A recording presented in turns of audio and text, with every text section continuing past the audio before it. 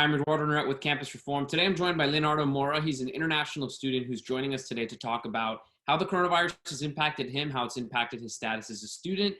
He's from Venezuela, so he's going to hopefully talk to us a little bit about that as well and how it's been, leaving that country to study here in the U.S. So, Leonardo, thanks for joining us. I want to start off something very simple. Just kind of walk us through, you as an international student here. Were you working? Did you have a job?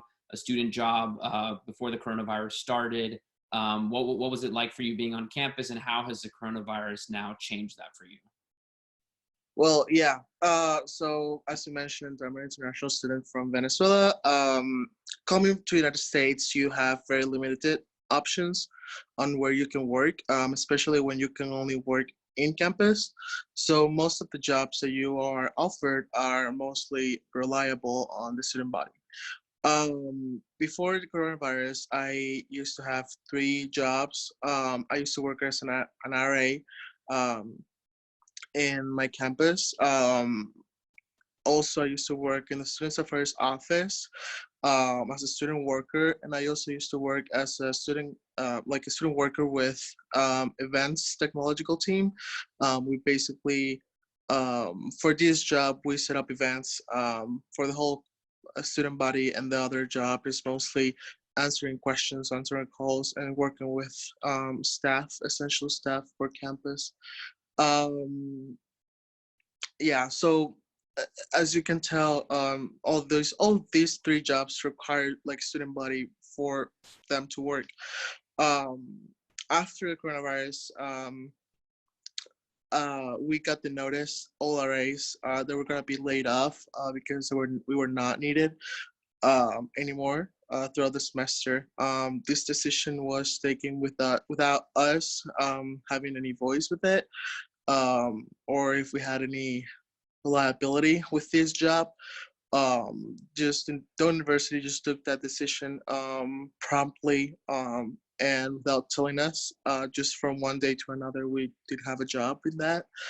And then again, this impacted negatively on my personal life, because it does affect how economic income goes into me and my family and my education. Furthermore, the Students Affairs office is only working with essential staff. So that means only staff that is required to be there, like the deans, the vice president, dean's list or person. People who just work essentially in campus are required to be in that office or not anymore, because basically the campus is in lockdown. And events technological team, of course, is not working anymore, since we don't have any events in campus. All events were canceled. So basically that group is no longer functioning since we have no student body. So yeah, so right now I'm not working anymore. I've been trying to reach out to multiple other options throughout this time, but they'll say the same. We would like you to work, but at this moment we're not hiring. So it's a little bit concerning how this is all going to turn out. And then again, it's worrisome at some point, because you know how you're going to get back in your feet in this time, especially for international students coming from Venezuela like me, who rely on these jobs to actually have a financial stability for their education, their economic income, and multiple stuff to pay. For sure, and you raise an interesting point that I want to go back to for the viewers who may not be aware. International students are very limited in what types of jobs they can get. As you said, one of my very good friends growing up, he was also an international student from Venezuela, and although he's finished with school, during the coronavirus right now, I sort of thought about his status, because I know, and maybe the situation is similar, not the same for you. I know it sort of dependent on what visa you're on, but I know for him, he was here contingent upon the fact that he was studying. So I kind of looked back and I thought, well, I know the semester's ending, but I wonder if classes are canceled through the summer, maybe even perhaps through the fall. if that's going to affect a lot of international students because they're no longer here studying. So if you're here on a student visa and you're not studying, then your visa is invalid, or it could be invalid. And I know that's a concern raised by a lot of international students across the country. I'm wondering if your school has done anything, or if you have heard anything, being in the international student community, about any reassurances going forward. I know a lot of us in the country are in limbo right now. There's a lot of uncertainty, obviously economically, but in terms of your ability to continue as a student, what information have you been getting about that? Actually, not a lot. We have like international students overall haven't gotten any information. I have a few friends from Panama, Bolivia, Brazil, who also study at Doane. We were kind of discussing more or less what we're gonna do. Most of them are going back to their homes and take like a year off or so, like something like that. Because the coronavirus actually affected their family heavily.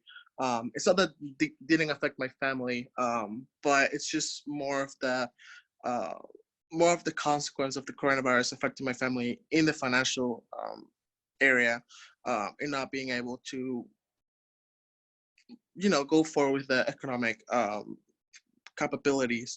But most of them, of the international students, are going back home for a year off or so for a semester off. Doane University hasn't given too much information about that's like the situation with international students. Most of the information is that we can stay in campus if needed. I as an RA, I had a resident in my floor. He's from Jordan. He cannot go back home until like July. This guy, his name is Fahad. So this guy Fahad wanted to go back home. He can't. And basically, the only information we international students we've had, it's basically we can stay in campus if we have to, but if we can leave, then leave, basically. They're trying to basically get rid of the student body in campus so they can have complete lockdown.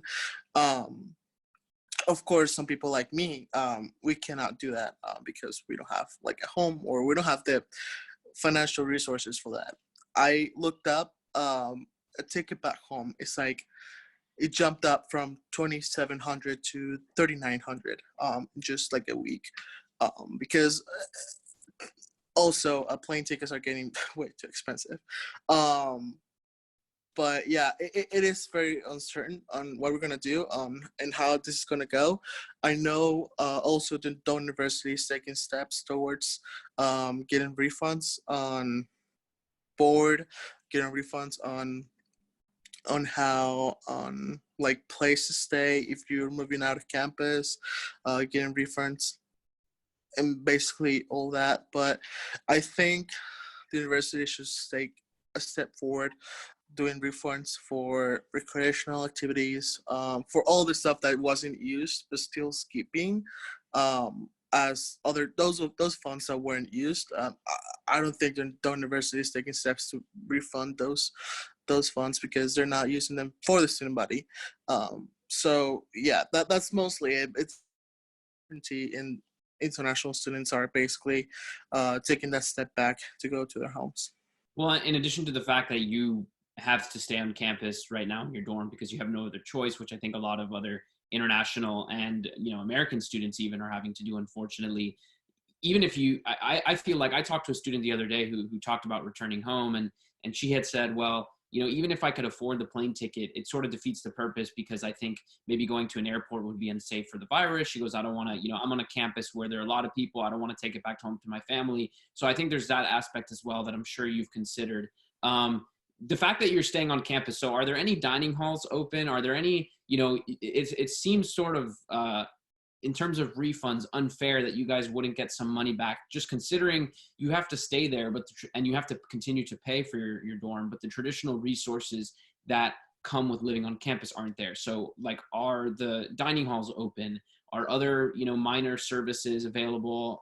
My campus had a health clinic if you needed it. Are these things still available to you guys since you have to stay on campus, or are most things closed down?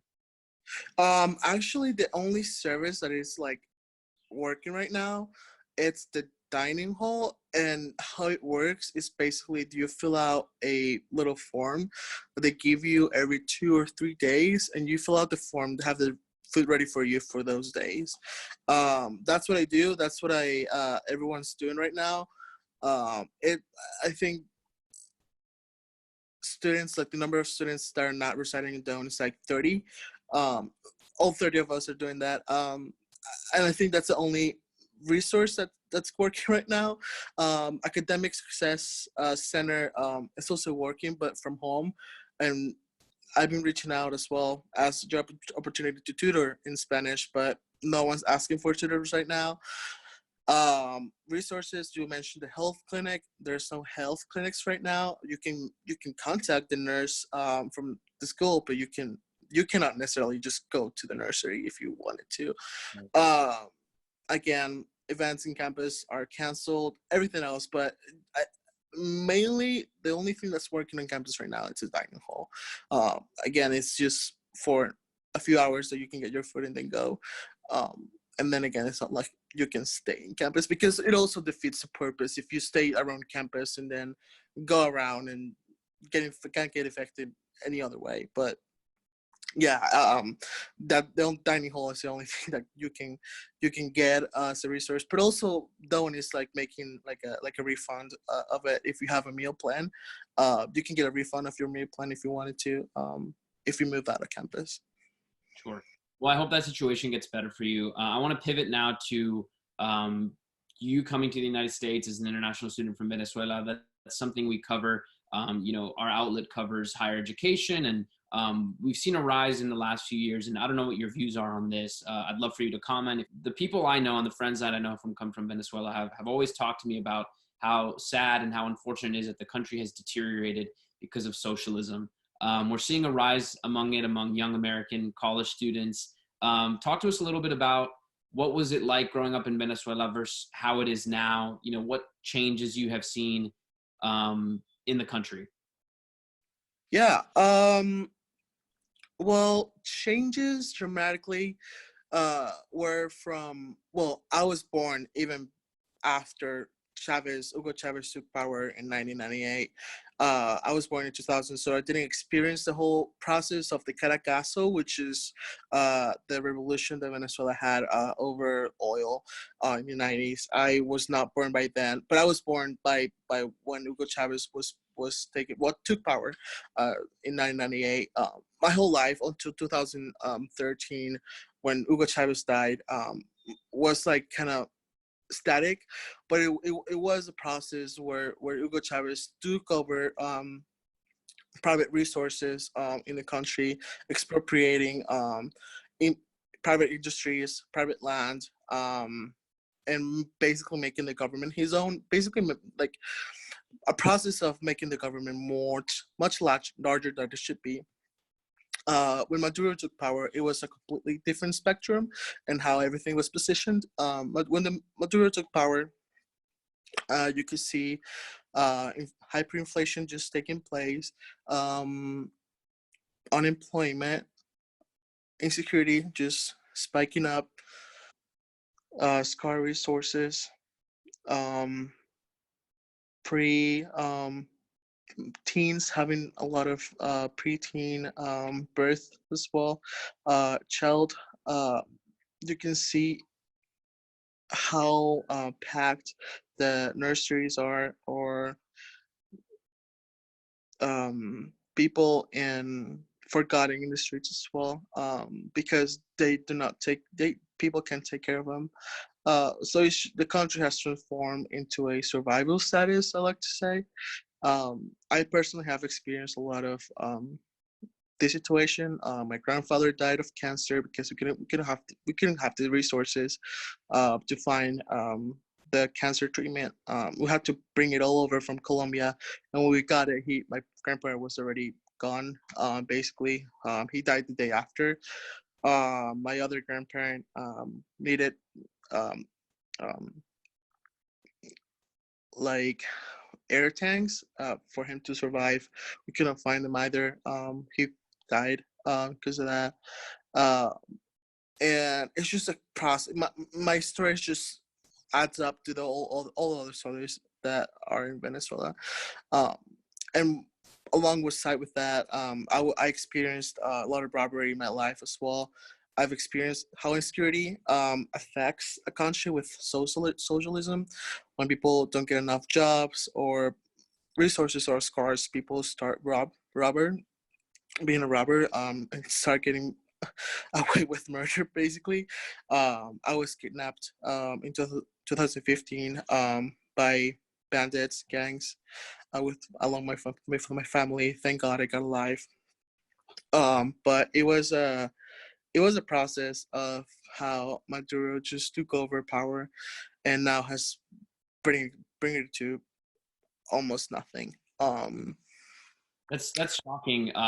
I'm sorry to hear that. You know, a lot of the stories I heard growing up from people in my community, I'm from Miami, Florida, were similar. You know, they talked about growing up in a country, and they're a bit older than you, but they talked about growing up in a country to where, you know, shortly after, for example, you talk about the robberies where they couldn't even go into a public setting wearing, you know, basic jewelry because it just makes Oh, you, um, or, you know, the kidnappings. That's something I always heard about growing up.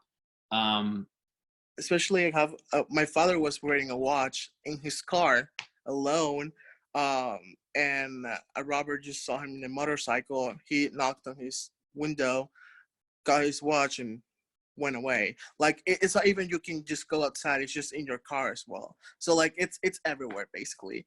Um, but yeah, that's why I'm here basically. My father wanted me to study in the United States because I had the opportunity to do so. Because he said you will not have a student life in Venezuela like you will have in the United States. So that's one of the main reasons I'm here too. do you feel safe going back? I know you talked about going back to visit family. Like I said, the people I know who go back, they basically go back and they stay, I guess, at home indoors. They stay to see family, but it's not really a country that they're able to go to anymore and just go out and do things or see things. I mean, it's their interaction with the greater public, you know, for safety reasons, has and is very limited. Again, for safety reasons, I'm wondering if it's the same for you. If you essentially just go back to see family, you know, how safe do you feel there when you go? Oh, well, I have not been back home since 2018, when that's the date that I came here. I've visited Spain I visited Spain last December, but my parents do not want me to go back home. Uh, that's mostly a decision I want to make, because I really want to go back home, see my family again, have a little bit of family back home still, friends. Etc. But it's not safe. It's not like you can just, as you said, go outside and experience a Venezuela that was before. Um, it's not safe. But you're exposing yourself way too much if you go outside. Even coming from the airport, people are targeting people who are coming from the airport. If they see you getting out of whatever, with a suitcase, people might follow you from the airport. It's a whole James Bond movie trying to get away from the bad guys, but it's complicated. It's not like you can go back home every day and do that, especially when the tickets are also almost $4,000. But it, it's a movie. You can think about it. It's just a movie, basically. It's ridiculous how bad it has gone.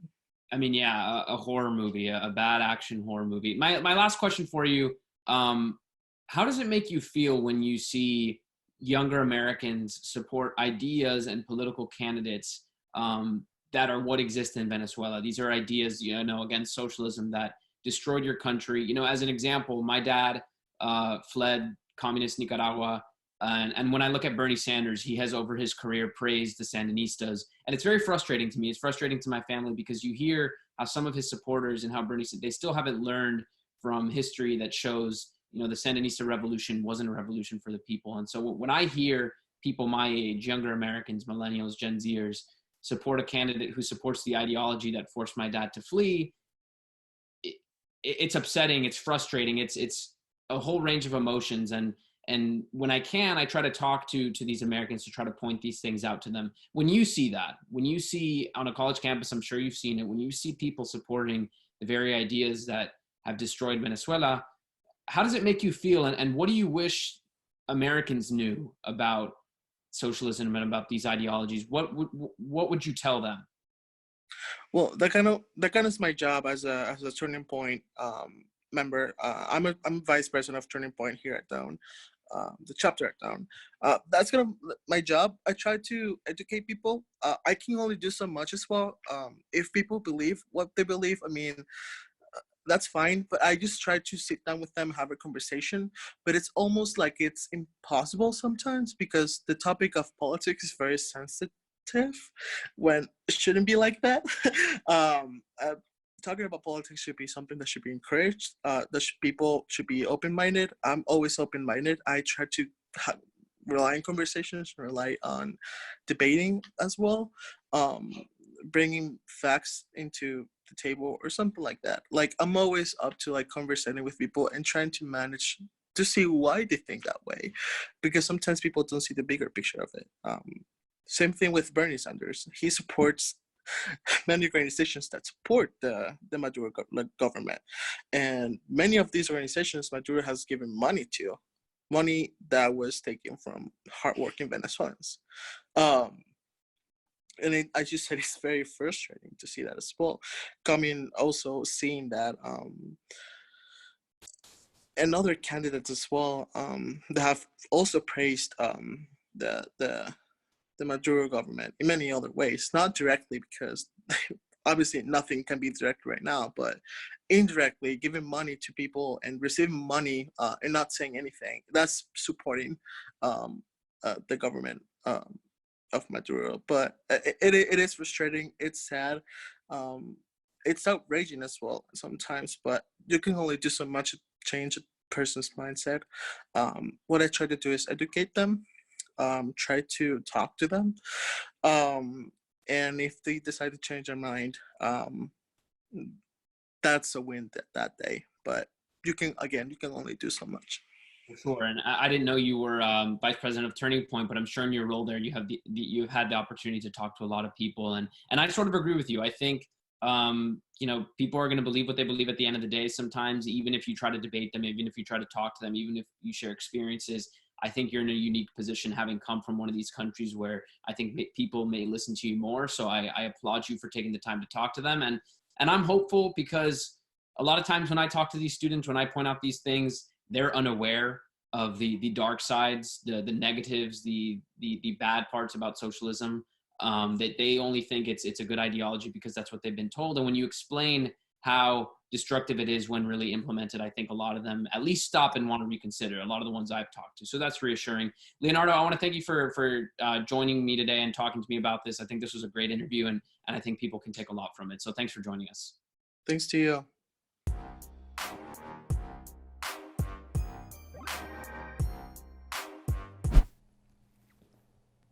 How's it going? I'm Doane University with Campus Reform. Thanks for watching. If you'd like to subscribe to get our latest content, click right here. If you're interested in joining our team as a correspondent or an investigator, click there. And if you want to donate to make sure we can create more great content like this, click right here.